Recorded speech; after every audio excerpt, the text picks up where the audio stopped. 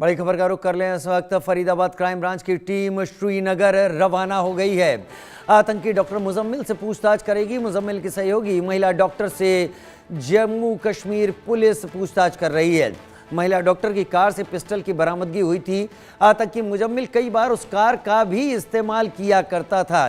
फरीदाबाद में ये जो चीज़ें निकल कर सामने आई हैं, ये जो विस्फोटक मिला है और ये हथियार मिले हैं, इसके बाद फरीदाबाद पुलिस की क्राइम ब्रांच की टीम श्रीनगर के लिए रवाना हो गई है।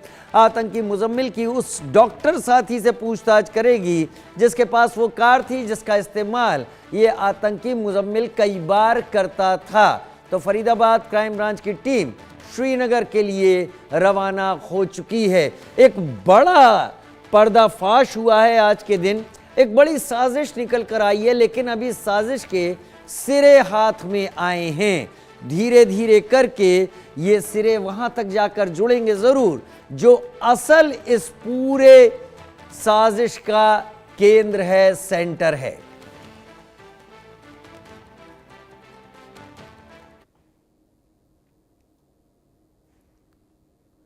तो आदिल पर 10 बड़े खुलासे हम आपको बता देते हैं। असॉल्ट राइफल बरामद हुई है, 2 ऑटोमेटिक पिस्टल बरामद हुई, पहले भी AK-47 मिल चुकी है, 14 बैग बरामद हुए। सहारनपुर में एक क्लिनिक चलाता है आदिल।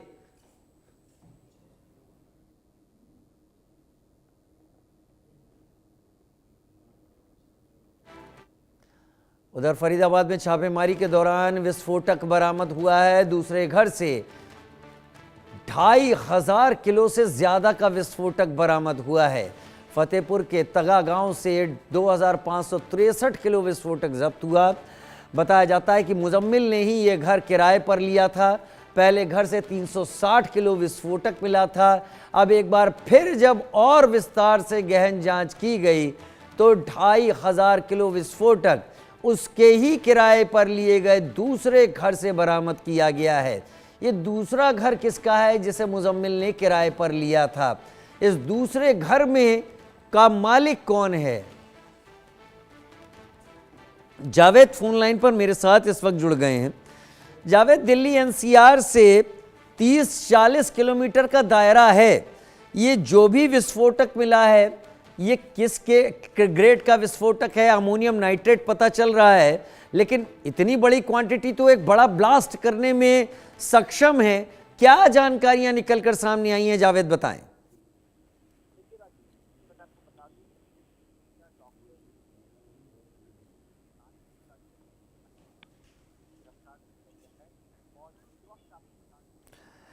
जावेद हमारे साथ तकनीकी कारणों से इस वक्त नहीं जुड़े हुए हैं। तस्वीरें हम आपको दिखा रहे हैं जहां फरीदाबाद पुलिस क्राइम ब्रांच गांव में छापा मारने पहुंची।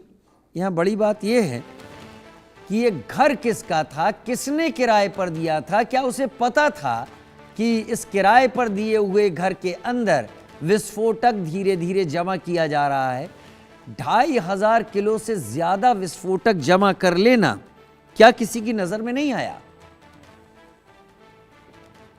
फरीदाबाद से पकड़े गए आतंकवादी मुजम्मिल इसी अल-फलाह यूनिवर्सिटी में काम करता था और फिजिशियन के पद पर यहाँ तैनात था। ये बताया जा रहा है कि पिछले 2 साल के करीब उसको यहाँ फिजिशियन के पद पर पहले तैनाती की गई थी और ये वही अल-फलाह यूनिवर्सिटी है जिसमें वो काम कर रहा था। ऐसे में यूनिवर्सिटी में काम करते हुए किसी को इस बात को लेकर भनक नहीं लगी कि वो जो यहाँ फिजिशियन के पद पर डॉक्टर काम कर रहा है वो आतंकवादी है। ऐसे में जब J&K पुलिस और फरीदाबाद पुलिस की तरफ से संयुक्त कार्रवाई की गई उसके बाद में अब यहाँ भी हलचल दिखाई दे रही है। जो तमाम सिक्योरिटी गार्ड हैं गेट पर आपको खड़े दिखाई देंगे और उनकी तरफ से अब अंदर जाने के लिए मीडिया को पूरी तरह से मना कर दिया गया है, क्योंकि उनके पास में जो आदेश है वो इस बात को लेकर अंदर से दिए गए हैं कि कोई भी मीडिया पर्सन अंदर ना आए। क्योंकि जिस तरह से लगातार संयुक्त कार्रवाई की गई J&K पुलिस की तरफ से और फरीदाबाद पुलिस की तरफ से, उसके बाद में अब अल-फलाह यूनिवर्सिटी भी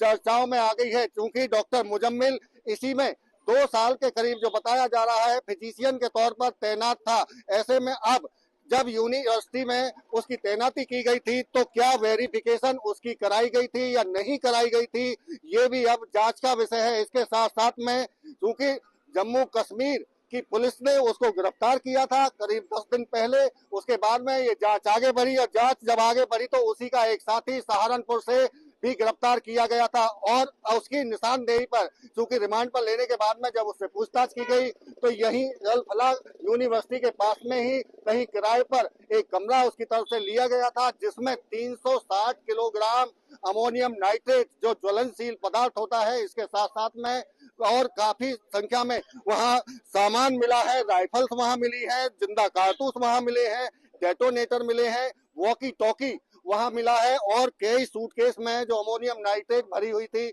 वो मिली है। और ये तमाम जो चीजें वहाँ से जो बरामद हुई हैं वो कहीं ना कहीं आतंकी संगठन की तरफ से या आतंकवादियों की तरफ से कोई इस तरह से विस्फोट करने जैसी सामग्री वो मिली है। और चूंकि अभी जांच चल रही है पुलिस की तरफ से, पुलिस कमिश्नर सत्येंद्र गुप्ता की तरफ से अभी यही कहा गया है क्योंकि राष्ट्रीय सुरक्षा से जुड़ा हुआ मामला है, ऐसे में तमाम चीजों की जानकारी अभी पूरी तरह से नहीं दी जा सकती क्योंकि ऑपरेशन सर्चिंग जारी है, ऑपरेशन अभी भी किया जा रहा है और जानकारी और भी जुटाई जा रही है। आखिर जो डॉक्टर मुजम्मिल है जो आतंकवादी है वो जब इस अल-फलाह यूनिवर्सिटी में जब फिजिशियन के पद पर तैनात था और यहाँ काम कर रहा था तो क्या उसके साथ में कोई और भी किसी की इन्वॉल्वमेंट स्थानीय लोगों की लोकल स्तर पर थी या नहीं, ये भी इस बात को लेकर जांच की जा रही है। और न केवल फरीदाबाद और जे.एंड.के पुलिस बल्कि जो केंद्रीय जांच एजेंसी हैं उनकी तरफ से भी अब जांच इस बात को लेकर शुरू कर दी गई है कि जो विस्फोटक सामग्री मिली है आखिर यहाँ दिल्ली एनसीआर तक वो सामग्री पहुंची कैसे और अगर यहाँ तक पहुंची थी तो इनका मकसद आतंकवादियों का इसके पीछे क्या था, क्या दिल्ली को दहलाने की कोशिश आतंकवादियों की तरफ से की जानी थी या फरीदाबाद में कोई ऐसी आतंकी घटना को अंजाम दिया जाना था। बताया ये भी जा रहा है कि जैसे मोहम्मद जो आतंकी संगठन है उससे इसके तार जुड़े हुए बताए जा रहे हैं। ये तस्वीरों में आप साफ तौर से देख सकते हैं तमाम जो सिक्योरिटी है वो गेट पर आपको दिखाई देगी और चूंकि अंदर जाने के लिए बाकायदा जो एडमिनिस्ट्रेशन है उसकी तरफ से मना कर दिया गया है कि कोई भी मीडिया पर्सन अंदर नहीं जाएगा। लेकिन सवाल इस बात को लेकर अभी भी यूनिवर्सिटी पर भी है कि जब यहाँ डॉक्टर मुजम्मिल जो आतंकवादी है उसने ज्वाइन किया था तो क्या वेरिफिकेशन हुई थी और कहां से उसने पढ़ाई की थी और यहाँ जो जब जॉब उसने ज्वाइन की थी तो क्या क्या पैरामीटर्स थे, किन पैरामीटर्स पर उसको यहाँ ज्वाइनिंग दी गई थी और इसके साथ में वो किन लोगों के साथ में उसकी बातचीत होती थी, ये तमाम ऐसे जांच के बिंदु हैं जिन पर पुलिस अब जांच कर रही है। फरीदाबाद से देवेंद्र कौशिक, इंडिया न्यूज। उधर इस मामले में जिस इमाम को भी हिरासत में लिया गया है जहां पर अक्सर ये शख्स जाया करता था उसकी पत्नी का क्या कहना है ये सुनते हैं। इमाम साहब, मस्जिद के इमाम साहब। मस्जिद के इमाम साहब, हाँ, क्या नाम है उनका? इस्ताक। आपके कौन लगते हैं वो? मेरा आदमी, मेरा अच्छा, हस्बैंड। क्यों लेकर गई है कुछ पता है? पता ना मुझे किसके लिए गई था। पुलिस वाले आए थे? इससे पहले भी आई थी पुलिस आपके यहाँ? नहीं, अच्छा, कभी भी नहीं। कितनी उम्र है उनकी? वही 35 साल। आप कब से रह रहे हैं यहाँ पे इमाम साहब के साथ? 30 साल हो गए। 30 साल से कहाँ के रहने वाले हैं आप? ऐसे ये बात। तो यहाँ मस्जिद में खाली नमाज पढ़ाते थे? हाँ, निवाज पढ़ा और बच्चों को पढ़ाते थे?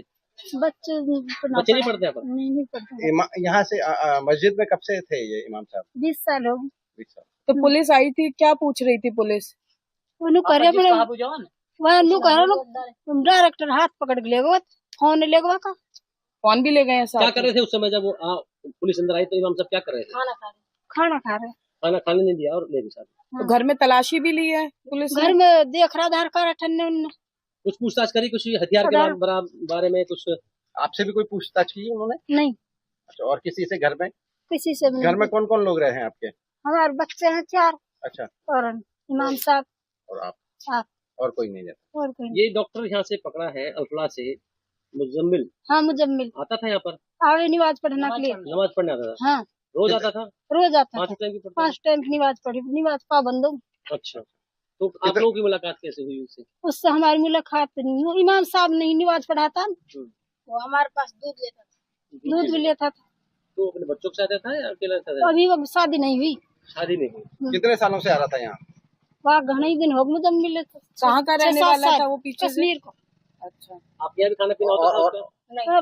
जैसे कदी मदी बुला लिए, जैसे दावत वावत करे किसी जैसे हम बुला ले। उसके साथ कोई और भी लोग आते थे?